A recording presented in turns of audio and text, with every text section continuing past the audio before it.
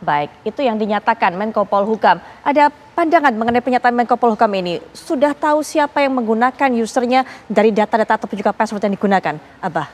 Kalau password yang digunakan kemudian tak tahu, saya tanyakan sama Menko Polhukam kenapa nggak mulai melakukan investigasi ke negara-negara lain.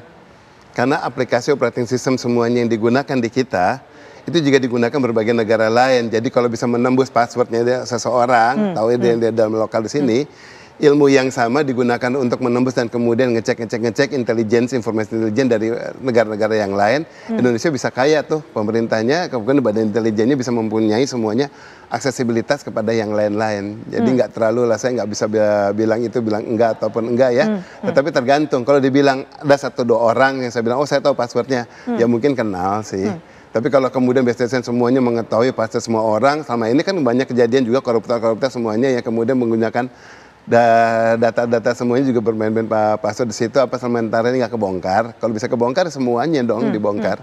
Nggak hanya satu akses yang kayak gini. Iya, Abbasnya kemudian dengan apa yang terjadi pada hari ini semakin menguat dugaan bahwa ini sebenarnya permainan orang dalam. Betul seperti itu, Abah? Gini, pertama saya bilang dulu ya, soal kalau membongkar password, itu semua password itu ada namanya proteksi. RSA, AES, 256, 128, wah terlalu teknis kalau saya sampaikan. Ya. Itu kalau mau membongkar satu saja, membongkarnya nggak kemudian cuma ngintip, oh dari bintang-bintang jadinya, oh ABC, nggak gitu. Itu benar-benar yang namanya untuk membongkar itu mau pakai aplikasi yang mau komputer tercepat di dunia sekalipun, masih butuh bertahun-tahun untuk sampai mendekripsi suatu enkripsi yang terproteksi dengan AES, RSA dan lain sebagainya.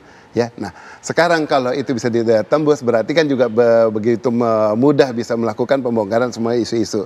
Nah kalau dibilang sekarang yang di sini tadi menjawab Mbak Putri bahwa di sini kemudian siapa sih sumbernya gitu ya permasalahannya. Dasarnya nggak backup itu doang. Dasarnya tidak melakukan backup. Kalau melakukan backup tidak pernah ada masalah yang kayak gini. Mau dihancurin sekalipun, jangankan dihancurin, guyur air panas tuh harddisk sampai meyot, sampai jadi bulat dari kotak sampai bulat. Kita tinggal buang harddisknya, kita tinggal restore pakai harddisk yang baru, tinggal pasang harddisk yang baru, restore database-nya up and run, langsung kemudian semua beres.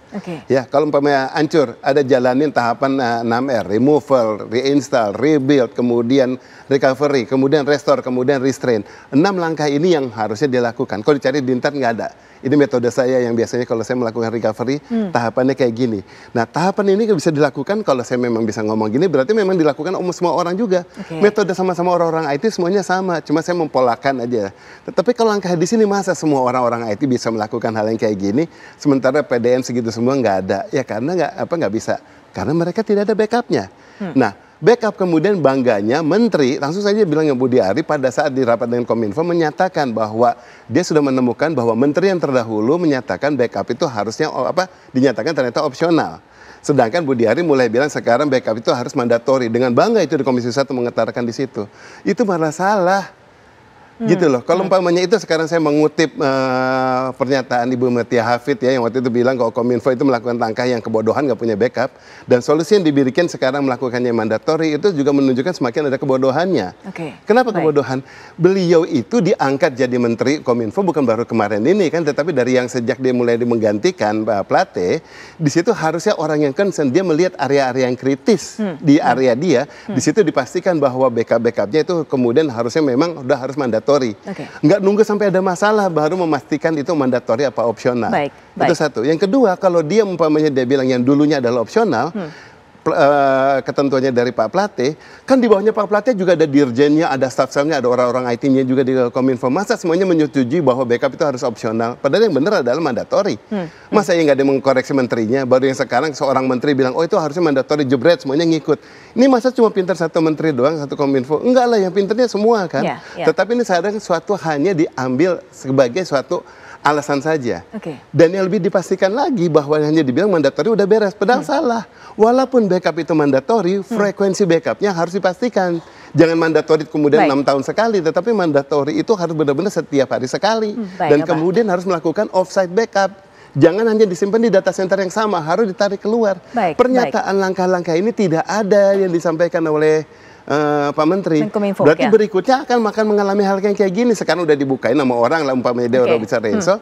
Berikutnya akan terjadi lagi masalah yang sama karena solusinya itu culun banget yang sekarang. Baik, gitu. baik. Abah, nanti apa yang menjadi pandangan Abah juga bisa diberikan pandangan, dikomentarin oleh Bang Dev. Tapi sebelumnya kita juga ingin mendengarkan Mas Ridho.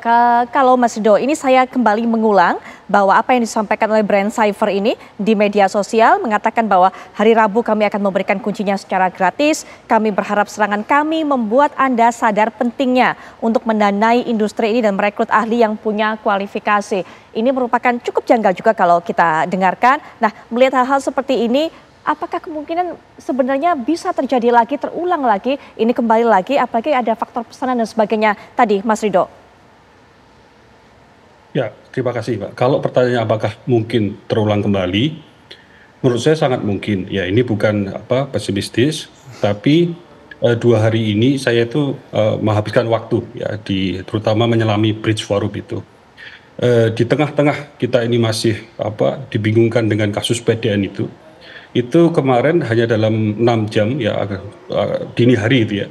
Itu ada 3 ya data dari instansi yang sangat penting.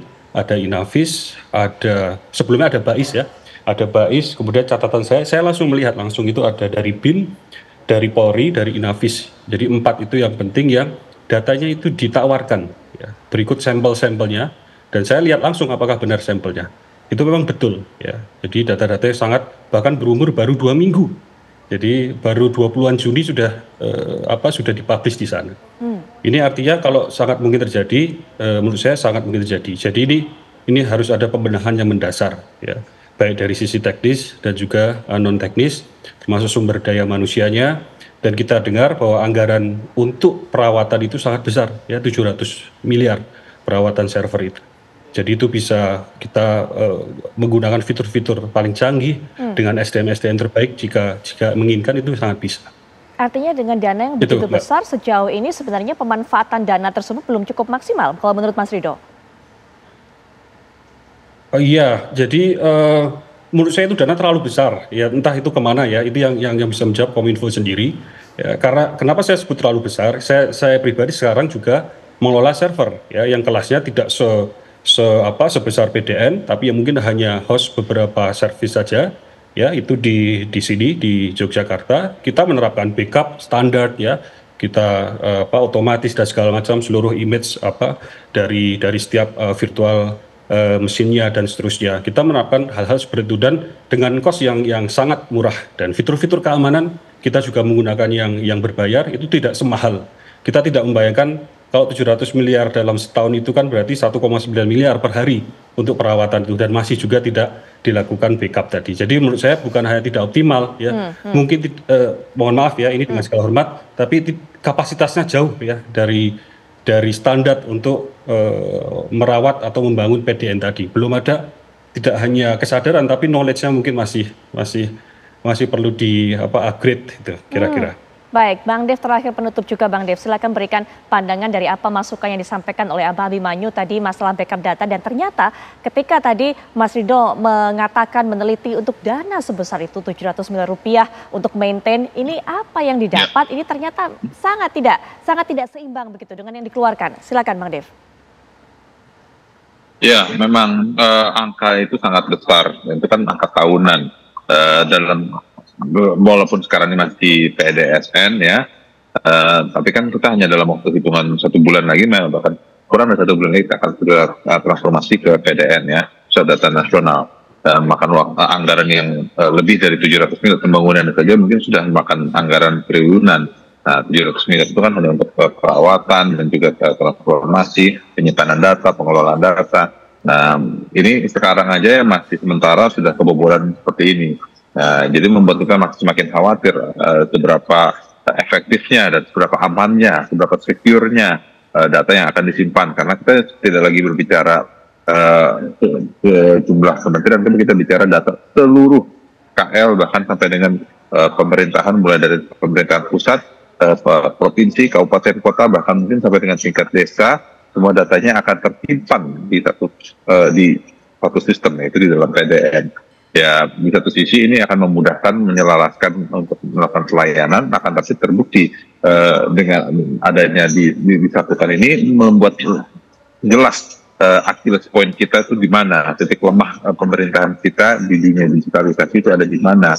Nah, inilah yang kita harapkan di dalam pemeriksaan oleh BPKP ini, auditingnya ini akan semakin jelas terlihat kesalahan-kesalahannya, apakah kesalahan SOP-nya, apakah kesalahan pembangunannya, apakah kesalahan dalam aturannya, siapa yang mengambil kebijakan, dan siapa yang seharusnya bertanggung jawab full akan keamanan data ini. Nah, semoga ada sikap jelas dalam waktu dekat sehingga tidak terkatung-katung dan masyarakat dapat terus bisa terlayani dengan baik oleh pemerintah. Baik, Bang Dev, terima kasih sudah memberikan pandangannya. Abah Abimanyu juga terima kasih. Semoga kita perbincangan kali ini juga bisa menjadi sebuah pelajaran berharga, didengarkan juga oleh pihak Kemenkominfo. Gitu.